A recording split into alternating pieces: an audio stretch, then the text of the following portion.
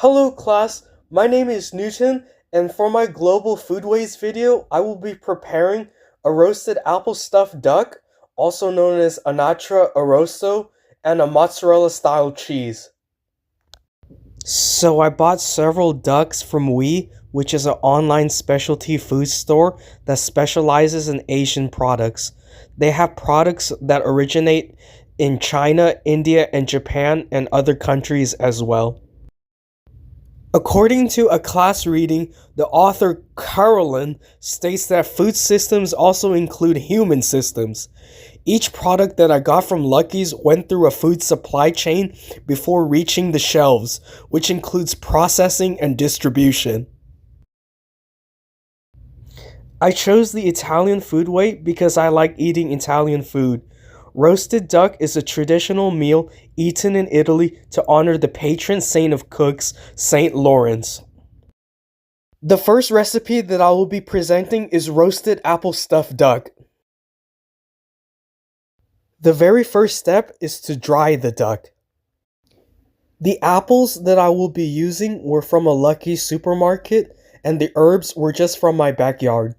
We're going to be cutting the apples into small pieces and taking out the seeds. The herbs for the stuffing is thyme, rosemary, and oregano. It is important to finely chop up the herbs. Then we are going to be mixing them with the apples, olive oil, salt, and pepper. After mixing these ingredients, we will be stuffing them into the duck. We will also be sewing this opening closed to keep the contents inside. It is important to fill the entire cavity with the apples. The reason we have to sew up the duck is so that the apples inside of the cavity gets cooked. The last step is to cover the duck with the remaining herbs. Put the duck into a 350-degree oven. Once the oils start coming out, baste it several times. It should take 2 to 3 hours of roasting. The second recipe that I will be presenting is a mozzarella style cheese. The ingredients are 2 gallons of whole milk, vinegar, and salt.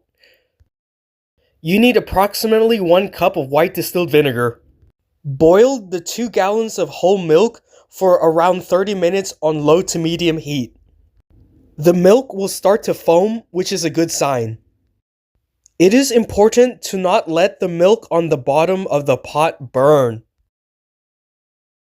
So basically, don't stop stirring the pot. After boiling for 30 minutes on low to medium heat, we're going to be putting 1 cup of white distilled vinegar into the pot. This causes a chemical reaction in the milk which separates the cheese curds from the whey, and these are basically different types of milk proteins. The cheese curds should be separating from the whey instantly. After the curds have separated from the whey, we're going to be putting them into a cheesecloth over a large bowl. The bowl is what is going to give the cheese its signature shape. The last step is to squeeze out the remaining whey from the curds. And that's basically how you make this variety of cheese, yeah. It's not exactly mozzarella, but it's pretty similar.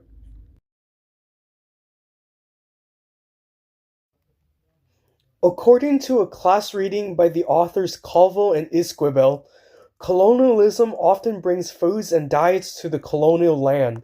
These foodways are often different than what the native populations of that land are accustomed to. Herbs like oregano were not always common in the United States.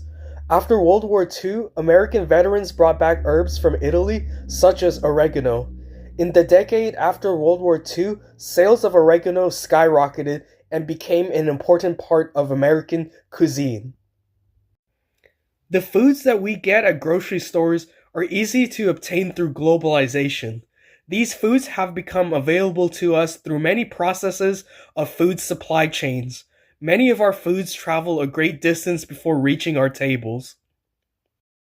And lastly, to end my presentation, the topic of colonialism. When Italy had colonial power, they would bring their food and agricultural technologies with them.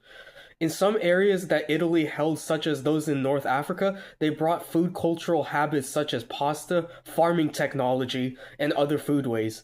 They even had the Italian Institute of Colonial Agriculture.